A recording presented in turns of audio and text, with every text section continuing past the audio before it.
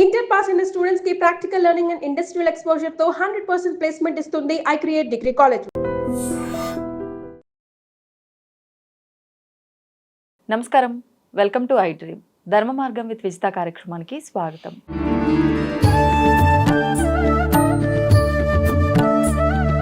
ప్రస్తుతం మనతో పాటు ఉన్నారు శ్రీ విద్యా ఉపాసకులు గీతా కుమార్ గారు. వారితో మాట్లాడి మరిన్ని విషయాలు తెలుసుకుందాం. నమస్కారం అమ్మా. శ్రీ గురుభ్యో నమః, శ్రీ మాత్రే నమః. నమస్తే అమ్మా. చాలా మంది అంటూ ఉంటారు, మీ హిందువులకి భగవంతుడు ఒక్కడు కాదు, చాలా మంది దేవతలు ఉంటారు అని చెప్పి. అంటే ప్రతి దాంట్లో భగవత్ తత్వాన్ని చూసే ఒక గొప్ప మనసు మన హిందువుల్లో ఉంది కాబట్టి అన్ని రూపాల్లో మనం భగవంతులని ఆరాధిస్తున్నాం. మరి ఇన్ని రూపాల్లో ఉన్నప్పటికీ మనలోనే కొంతమంది ఇతర మతస్థులకు సంబంధించిన విధానాలు ఆచరిస్తూ ఉంటారు. ఉదాహరణకి అంటే ఇది ప్రతి ఒక్కరు ఎక్స్పీరియన్స్ చేసే ఉంటారు.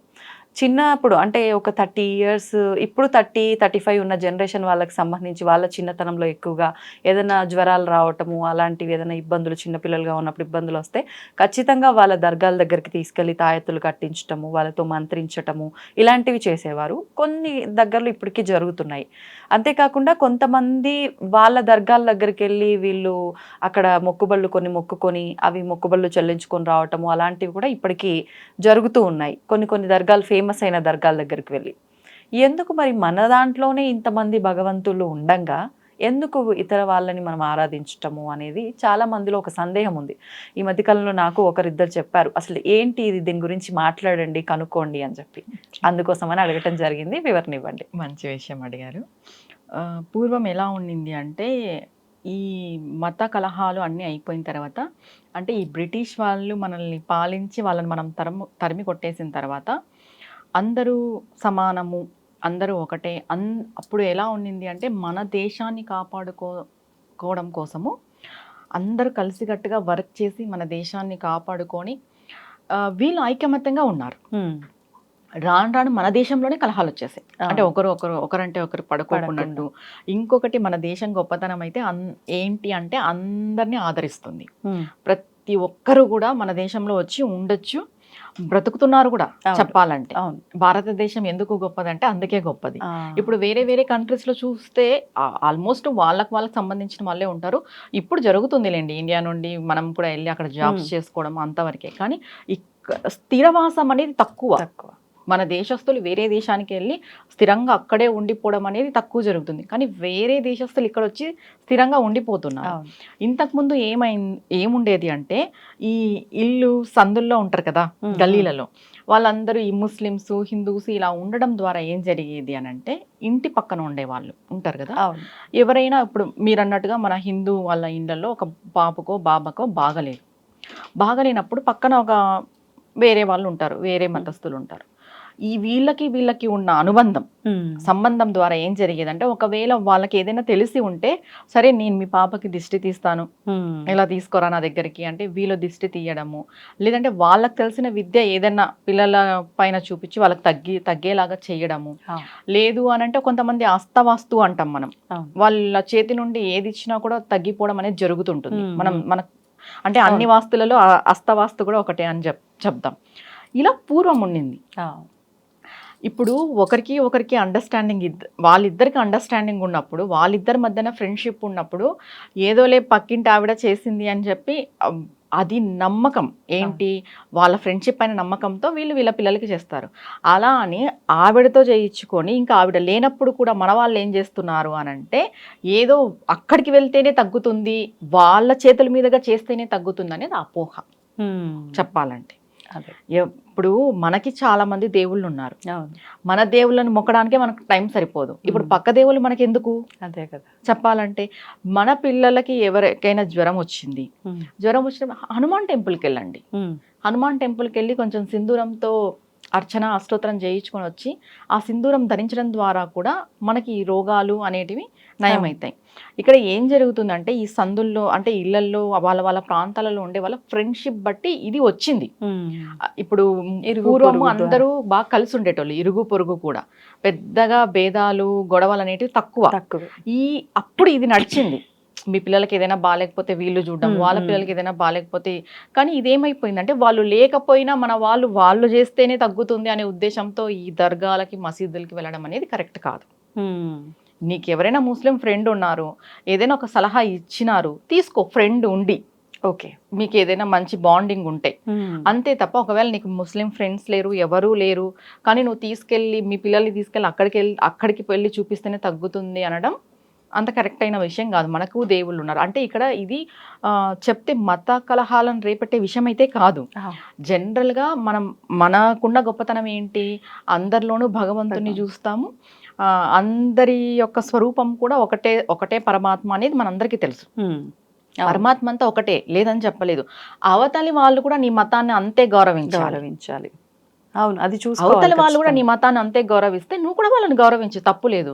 కానీ అవతలి వాళ్ళు నీ మతాన్ని గౌరవించుకోకున్నట్టు నువ్వు మాత్రమే పోయి వాళ్ళ దేవుళ్ళకి పడి మొక్కడం అనేది కరెక్ట్ కాదు. ఇక్కడ అన్ని మతాలలోకెల్లా హిందూ మతం చాలా గొప్పది. మనం ఇది ఫస్ట్ గుర్తుపెట్టుకోవాలి. సనాతన ధర్మం అనేది పురాతనమైనది. దీనికి ఎక్కడ నువ్వు వెళ్ళి చూసుకున్నా కూడా దీని మొదలు అనేది దొరకదు. అన్ని దాంట్లకి మొదలు అనేది దొరుకుతుంది తప్ప మన దానికి దొరకదు.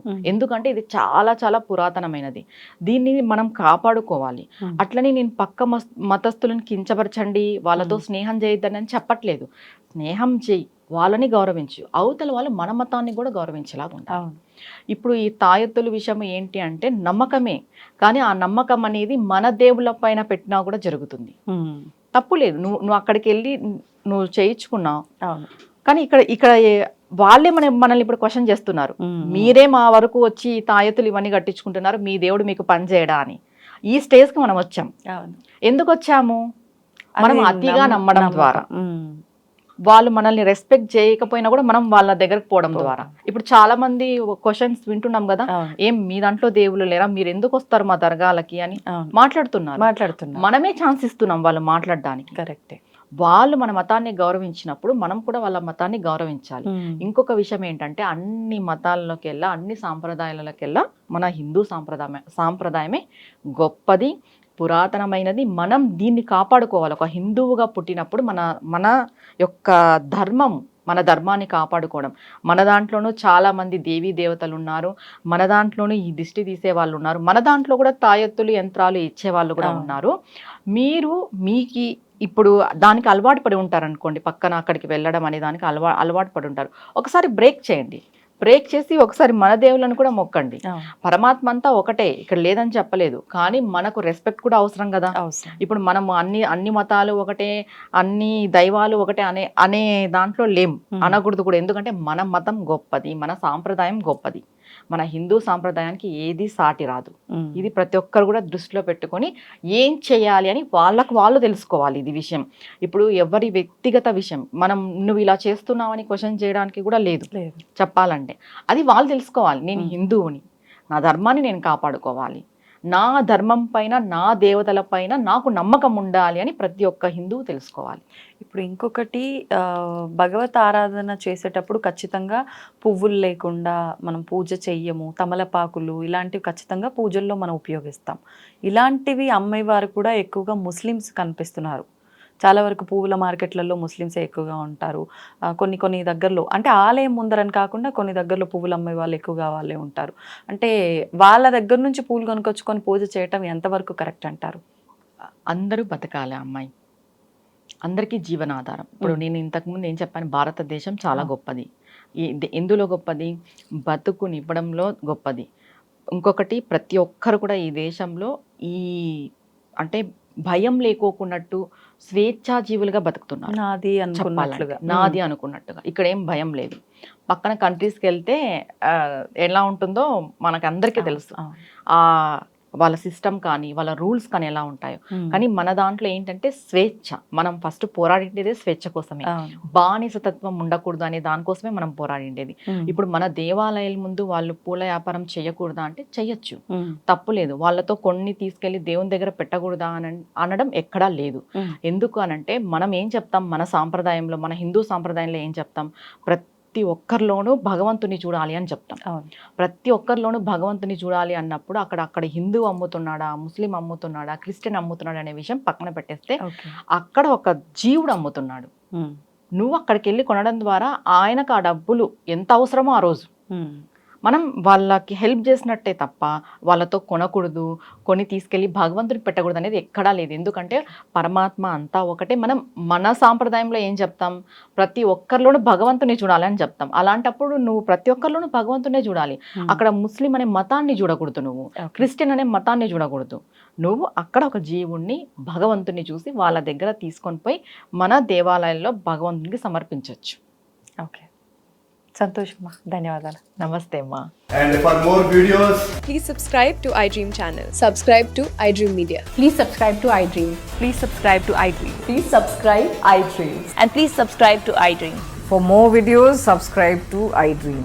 please like, share and subscribe to the channel. Congratulations, iDream. Subscribe to iDream. Subscribe to iDream. So subscribe to iDream Media. iDream team andarki huge congratulations. Please subscribe iDream Media. Please subscribe to iDream. Subscribe iDream. Please subscribe to iDream. iDream అంటే నా కళల ఛానల్ను subscribe చేసుకున్న నోరు తిరుగుతలేదు, మీరైతే గంట గుర్తు కొట్టండి. For more such videos, please subscribe to iDream.